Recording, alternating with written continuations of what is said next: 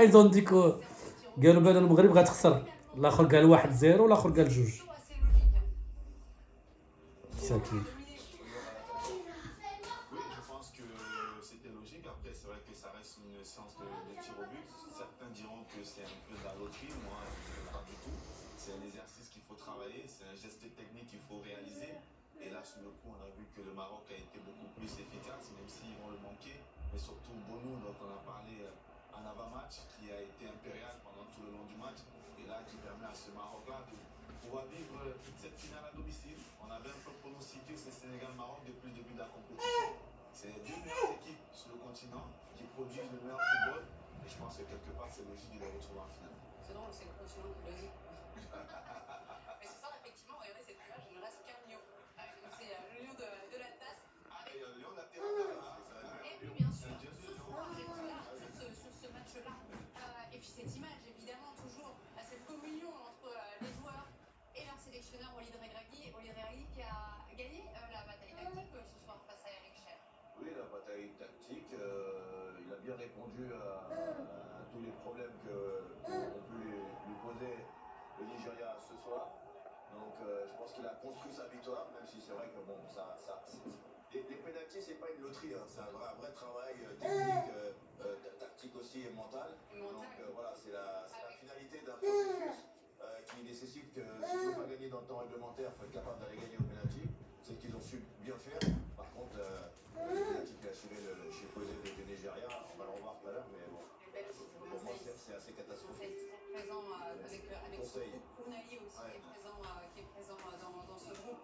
Cette solidarité qui s'est créée évidemment avec cette équipe. Le MVP du match d'après vous c'est qui? Yassine Bounou, du coup, de cette rencontre et effectivement on peut parler d'un travail mental. Les Marocains qui ont accepté les duels face à cette équipe du Nigeria qui avait littéralement bougé. Les Algériens, on n'a pas du tout assisté à la même rencontre. On va revenir sur les points un peu plus tactiques de ce qui s'est passé dans ce match. Mais évidemment, il faut qu'on revienne sur cette séance de tir au but. On dit parfois, il y a une légende qui dit le premier qui loupe gagne. Je ne sais pas si vous la connaissez. C'est une légende urbaine, mais en tout cas, ça se vérifie avec Yaman qui va louper son penalty. Ouais, il a très mal tiré ce penalty. Il a presque donné l'indication. Ah, pour moi, c'est lunaire. Ce petit chewing-gum. Voilà, je vais tirer un penalty comme si j'étais en vacances. Le penalty, il est parti sur le ballon en marchant. Et voilà. Mais tout est lunaire, de l'attitude jusqu'à la finalité. Et il a mis son équipe vraiment en difficulté. Le dilettantisme. Ouais. C'était peut-être pour faire peur aux gardiens, ça n'a pas marché du tout. Oliemachi, qui lui aussi va louper son penalty. Ou c'est plutôt quoi? C'est Bounou qui vient l'arrêter? Alors je pense qu'il le loupe aussi parce que Bounou il part une semaine avant, mais on voit qu'il ne prend pas l'information, il ne regarde jamais le gardien. Je crois que quand il est venu, il a choisi je vais tirer à la droite, à la gauche du gardien, j'y vais. Et le sympa de des séries entre eux. Donc on peut aussi dire que tous les joueurs sont concernés aussi dans cette équipe. Je pense que cette équipe nigérienne doit avoir beaucoup de regrets parce que quand on fait des changements pour préparer cette séance de tir au but, on met des joueurs qui ont l'habitude de les tirer. Notamment quand on voit ce que Nesri arrive à faire, il n'a pas joué pendant tout le match, il est rentré pour ça. Et là, son but, son penalty, il est bien tiré. On sent de la concentration, de l'envie, ce que n'a pas su avoir c'est Chukwueze. On voit la différence entre Chukwueze et Nesri, les deux penalties, deux joueurs qui sont rentrés dans ce match-là. Et on voit toute la différence. Et pourtant, on dit souvent que une séance pénalty, les 2-3 premiers tireurs, c'est ceux qui tirent le mieux parce qu'il ne faut pas mettre en péril la suite de la séance. Et on voit la fin de zone où tout le monde est content. C'est incroyable à Rabat. Belle image. Ils ont leur finale. Et oui, ils ont leur finale. Et une finale en plus méritée, on l'avait dit aussi assez régulièrement dans ces avant-matchs. Une finale préméditée. Brahim Thiam, vraiment dans plein extra. Pour mettre en valeur aussi. On avait dit que c'était la canne de l'humilité. La canne de l'humilité. Ah là, il en a perdu là, c'est ça. Mais la canne de la vérité aussi. Pour mettre en avant toute cette équipe de Cannes Extra, Reda, Ali Fares et Hamza. Nous avions prévu la totalité des وجههم قاصح هاد الجوج هاد. قال لك غادي نخسروا دابا كيهضروا بحال ما كان والو. Avec le capitaine marocain Achraf Hakimi. Achraf, félicitations, racontez-nous vos émotions d'avoir remporté ce match, d'être en finale, c'est exceptionnel. Ouais, on est très content, fiers. Il n'y a pas de mots, c'est un moment unique pour nous. on est rentré dans l'histoire encore une fois. Cette équipe, il mérite. Tout cet staff, tous les Marocains, ils méritent. On est très heureux et maintenant de profiter d'aujourd'hui, mais on n'a pas fini le travail qui reste le plus bel, que c'est les 18. Exactement, Achraf, on a vu que vous avez joué contre une équipe nigérienne avec deux monstres devant, Osimhen et Lokman. Vous avez pu les neutraliser, vous avez fait un match énorme défensivement. Qu'est-ce que tu peux me dire de ce côté-là? Premièrement, je suis très content que tu es là avec nous. Pour moi, c'est un plaisir qu'un légende de Maroc il fait une interview pour moi, il me demande des choses. Et lui, il a commencé tout le travail et maintenant, nous, on est en train de finir. Avec sa génération, on est très contents. Je me rappelle quand j'étais petit avec mes parents de regarder ces matchs, avec le Walid aussi. Avec plaisir. On va vous aider au bout en tout cas. C'est ça. Inch'Allah, vous Et dans tout le monde, ouais, je pense qu'on sait l'équipe était Nigeria devant nous. C'est pas seulement ces deux joueurs, il y a une équipe avec des grandes qualités. Mais comme tu as dit, je pense que toute l'équipe a fait un travail incroyable, solide défensivement. On n'a pas laissé de temps pour nous pour créer des occasions. Et c'est ça la force d'aujourd'hui de nous. Exactement. Et après, c'est vrai qu'après, avec ballon, on a créé des occasions. Malheureusement, ils ne sont pas rentrés les occasions aujourd'hui, mais on a resté concentré et très fort mentalement tout le match. Et grâce à Dieu, Allah, il a donné les pénaltys. Une force mentale à toute épreuve. On vous souhaite la même chose pour la finale. Merci beaucoup, Achraf. Félicitations. Bon courage, Achraf. Le symbole est fort, hein, parce que c'est vrai, Jawad Zaïri qui a disputé justement cette finale il y a 22 ans face à la Tunisie.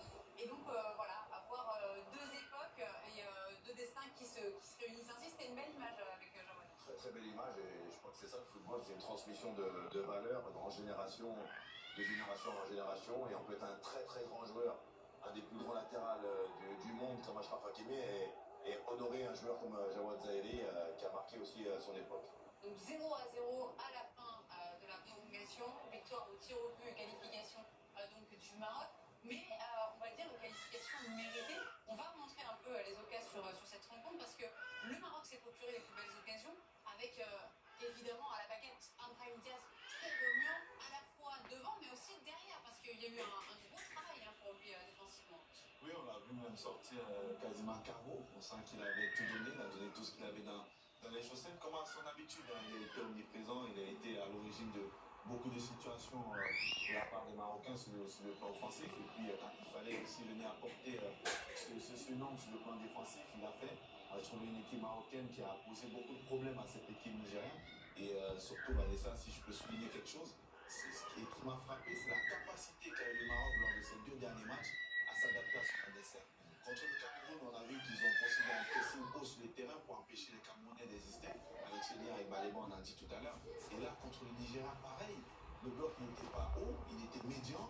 Mais quand on voyait comment ça bougeait entre les lignes et ça empêchait à Iwobi de trouver ses attaquants parce qu'on n'a pas vu Osimhen dans ce match. Hein. On n'a pas vu le pointe. Donc c'est pour dire que cette équipe, elle était précieuse, elle a surtout respecté les Deux tirs cadrés pour le Maroc, un pour le Nigeria. Au final, sur l'ensemble de la rencontre, on n'a pas reconnu cette équipe du Nigeria. Non, je pense qu'après, encore une fois, d'un match à l'autre, tout au long de la compétition, c'est des équipes qui ont des visages assez différents. Le Nigeria, alors finalement, avec l'absence d'Ndidi, elle a été quand même très, très en difficulté. Je pensais que ça allait moins être impactant pour le Nigeria, qui a eu un petit peu de problèmes dans la gestion, notamment de ce milieu de terrain, où je pense qu'ils ont un peu perdu aussi la bataille. Et bon, il y a aussi une équipe en face qui les a fait déjouer, je pense, qui s'est bien adaptée, qui a mis un plan tactique, voilà, qui a su résister et leur poser des problèmes, surtout parce que ce qui a posé un problème au Nigeria, c'est que les Marocains ont posé des problèmes et n'ont pas attendu d'être en difficulté. Donc je pense que le plan a été bien mené, rondement mené de la part de Walid Regragui et finalement cette victoire dans l'ensemble, même si c'est au tir au but, elle est méritée. Brahim Diaz, donc du coup, juste pour le rappeler, qui n'a jamais perdu avec le Maroc en 21 matchs désormais, donc 19 victoires et 2 matchs nuls.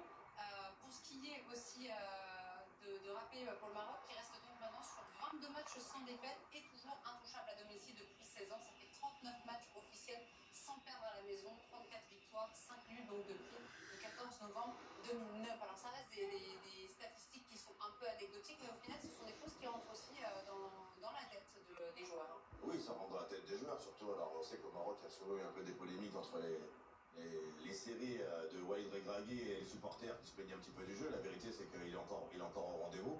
Et ça, c'est Sa victoire aussi, c'est d'avoir réussi à attirer ce joueur, Brahim Diaz, parce que ça, c'est son travail à lui. Hein. Oui, c'est son travail à lui. Après, évidemment, il a aussi des relais et des cadres comme peut l'être Achraf Hakimi avec cet héritage hispanique qui fait que c'est peut-être un peu plus facile quand on a des relais comme Hakimi ou Bounou qui parlent espagnol. Donc, je pense que c'est bien et ça montre la voie à beaucoup de binationaux qui veulent rejoindre ce pays qui est très très bien doté en terrain et en infrastructure. Et c'est ce qui fait la différence aujourd'hui.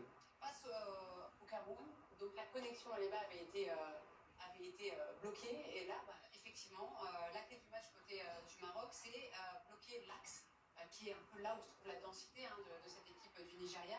Ils ont cassé la relation Iwobi-Lookman. Oui, et Iwobi, on l'a beaucoup vu, mais on l'a surtout vu très bas sur le terrain et surtout qu'on a senti qu'il y avait un manque de connexion entre Et lui quand un joueur est très remuant comme ça veut aussi dire parfois qu'il y a une difficulté pour lui ou pas?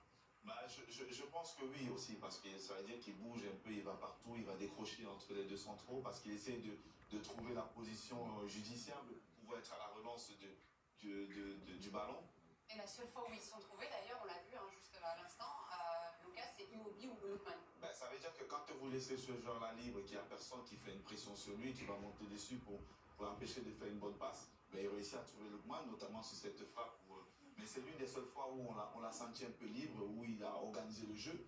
Même les fois où il avait le ballon, mais les autres c'était aussi peu marquage parce que c'était tout un bloc qui défendait surtout en avançant. Moi j'ai beaucoup aimé cet esprit-là de défendre en avançant, de ne pas laisser des centimètres à son adversaire, d'empêcher Osimhen d'exister parce qu'Osimhen on sait qu'il aime aller dans la profondeur. Mais on sentait que quand il y en avait un qui sortait, quand la guerre il montait, l'autre il prenait la profondeur. Moi j'ai trouvé cette équipe très complémentaire dans sa phase défensive. Voilà, après, exactement, et ça c'est un point important. Et je pense encore une fois que l'absence d'Ndidi, qui est vraiment aussi une sécurité dans le milieu de terrain qui permet justement à Iwobi de dézonner un petit peu partout. Et là, je pense et j'imagine, avec son absence, Iwobi a dû aussi avoir une idée, un esprit où il devait faire attention aussi un petit peu au travail défensif face aux transitions marocaines.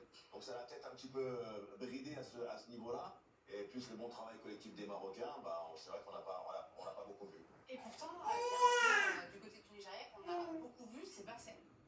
Il a fait un énorme match, un peu à l'image aussi de ce que peut donner cette équipe du Nigeria. Lui, il a répondu présent comme face à l'Algérie, avec des gros duels avec El Karabi. Ouais, Calvin Bassey, c'est Calvin Bassey. Alors, il y en a qui le découvrent plus que d'autres, mais voilà, c'est un joueur qui joue en Angleterre. C'est un